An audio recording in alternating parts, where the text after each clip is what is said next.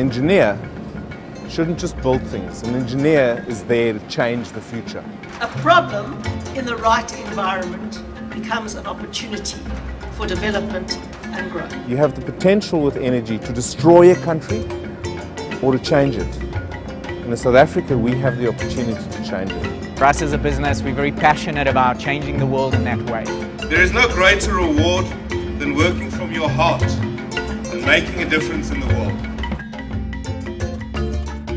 The same heart to solve a problem, working together for a common solution, we did it. It's a great day for South Africa, it's a great day for the African continent. It gives me a great honor this morning to join you in launching this exciting addition to the green economy in Cape Town. We've got to come with alternative solutions for our waste problem. Marcel Steinberg is a visionary guy who doesn't take no for an answer. Without his vision and his persistence, this plant wouldn't have happened. Today we cut the ribbon on Africa's first zero waste to landfill facility. This is the New Horizons Waste to Energy facility in Athlone, Cape Town. The city of Cape Town generates roughly 8,000 tons of waste a day. Finally, the city has an alternative for the waste problem. This 400 million rand investment is a first in Africa. We receive 500 to 600 tons of municipal solid waste, wet trade waste, which is commercial restaurant type waste, and pure organic waste. We're recovering energy from waste and we're diverting waste from landfill sites and we're creating jobs and doing good stuff. This represents an eco-friendly partnership, offering new ways, new alternatives to supply old products. We're going to run out of CO2. We're going to run out of resources. This, from waste, will recover that and supply roughly 25% of the city's CO2 requirements and roughly 5% of the city's gas requirements from stuff that was previously thrown away. It's the first plant where we take biomethane, make compressed natural gas, bio-CNG, used in industrial applications replacing LPG. It marks a major forward step to provide the industry in the Western Cape with carbon dioxide and compressed natural gas produced from otherwise useless organic waste. This facility alone will generate roughly 45% of your local gas needs here locally from waste that used to dump in a landfill site. Afrox will be the sole distributor of the compressed natural gas and carbon dioxide from this facility. This facility alone will save the city 620,000 tons of carbon per annum. You see this amazing synergy between waste that human beings generate. It comes here and creates a job. It gets sorted, it gets pressed into liquid, it gets gasified, then you use the liquid for fertilizer and the gas for energy. We really are proud to be associated with what it stands for, the spirit in which it was done, the values that lay the foundation of its creation, the accompanying technology, the job creation it brings to the region, as well as the downstream products it will produce and the applications thereof. This partnership between the public and the private sector illustrates that when we work together, we are able to achieve.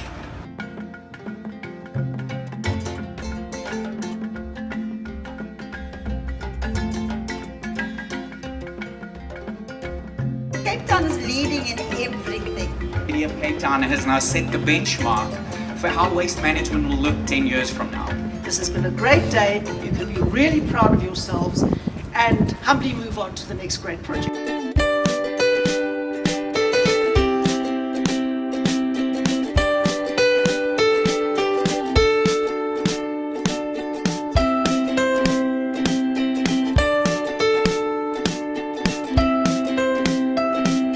This specific project is groundbreaking in Africa. What we do here is we receive 500 to 600 tons of municipal solid waste, wet trade waste, which is commercial restaurant type waste, and pure organic waste. This waste is utilized in the most optimal manner to extract organics and generate biogas, which we use to generate liquid CO2 and compressed biomethane, which gets sold to Afrox, our partner in this project, and we generate recyclables, recycled metals, aluminium, glass, paper, plastic. This is the tipping hole. This can take about a day or a day and a half's waste volume. to allow the material to come in but not remain and cause odor nuisance. To the side here we've got a typical truck of which we use to bring in the material, and that wall is a reinforced wall that acts as a push wall against which the front end loaders basically pick up the material to put in the hopper to my left over there. That hopper gets charged from the top and that evenly distributes the material onto a conveyor belt. Okay. In this area you can also select if there is a batch of material that's more building rubble, which is also not allowed on site, but then that gets triggered on the manifest and gets charged back to the client. The feed through the plant there is where the fun starts with the recycling and with all the heavy machinery that we use to separate our products and our organics.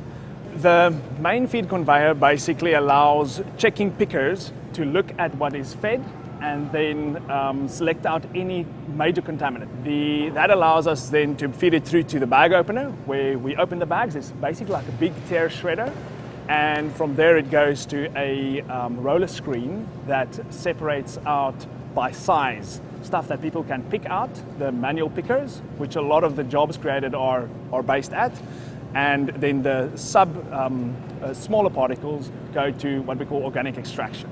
In the corner over there are the offices. That's a complex where we've got change rooms, ablution, kitchens, a laboratory for an online continual analysis, as well as batch analyses that come from the plant, and of course the main control room where the SCADA displays all the processes of the plant. This is what we call a Orex press. It's the heart of the organics extraction system. It's a very high pressure press that uses hydraulic pumps to generate about 280 bars of pressure that pressurizes the smaller organic rich portion of waste and extracts it almost in a revolver fashion. So it compresses a chamber, it oozes out from orifices in that chamber, and then there's a system that knocks out the material that's left, the cake, the hard material that's left after pressing. That organic sludge is then fed to the digester, and that's the good food that bacteria love, and that's where they can make the gas we want. In this area, all the big material comes past, and we've got magnetic conveyor belts that take out ferrous metal. Pickers then drop out their specific recyclables, which they get tasked to take out into these bins, and that gets discharged when that bin is full into a feed system to a baler.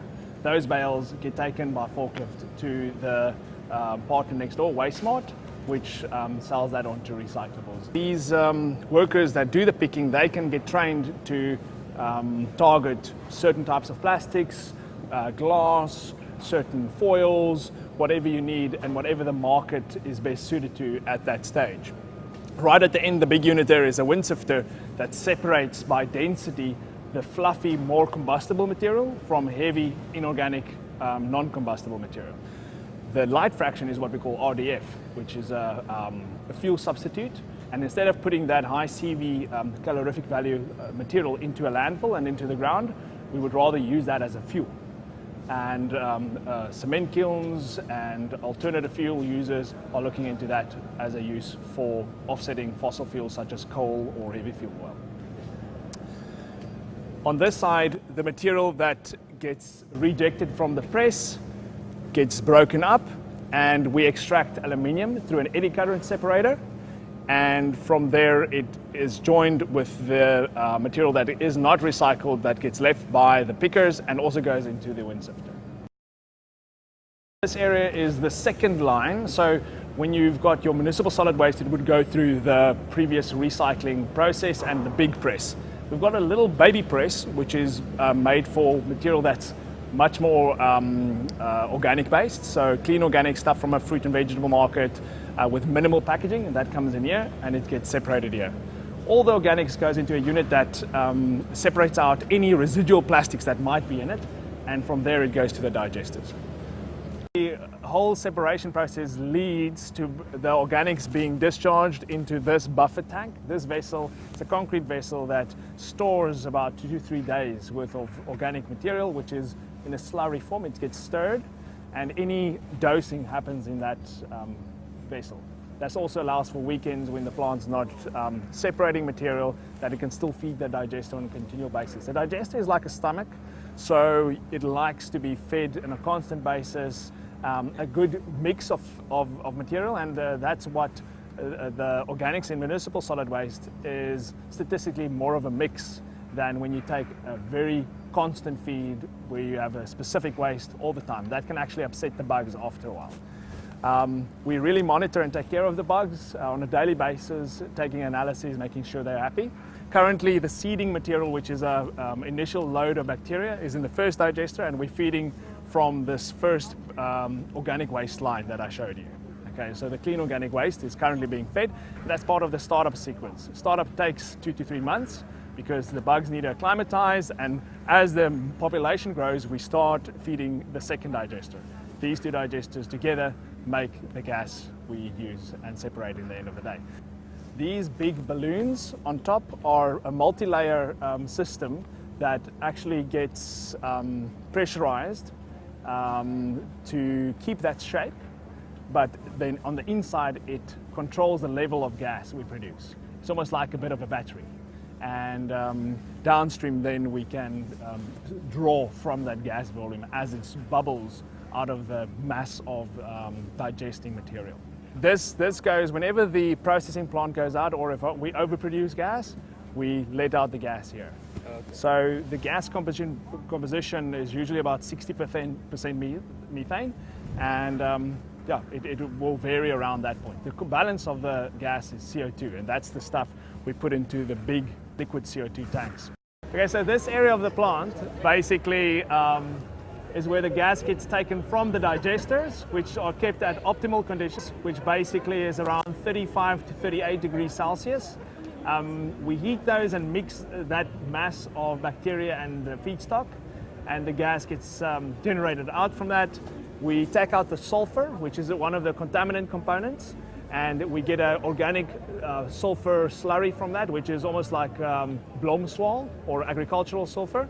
And then from there we take it to several activated carbon filters that clean out any contaminants, volatile organic compounds that may hinder the separation process downstream. From there it goes into high-tech membranes where we separate the carbon dioxide molecules from the methane molecules. That process is from the Netherlands, supplied by a Dutch company, and the CO2 from there on gets chilled, refrigerated, and liquefied. That liquid CO2 is what we then sell into the market with Afrox, and which is stored in the big CO2 tanks right at the back. Those tanks can take 50 tons of CO2 each, and once every day or 2 days, a tank will arrive from Afrox and get filled and drive off with the CO2. These are the typical CO2 tankers you see on the road every day. Now you know what's in them. On the other side, we will be transporting the methane too, and the methane will be compressed into trailers supplied by Afrox. The trailers are high pressure trailers that take the methane at 250 bars. That allows the energy density for transport to the clients that use it. These clients are industrial clients that want to offset their fossil fuel use with renewable biomethane. That's it. Cool.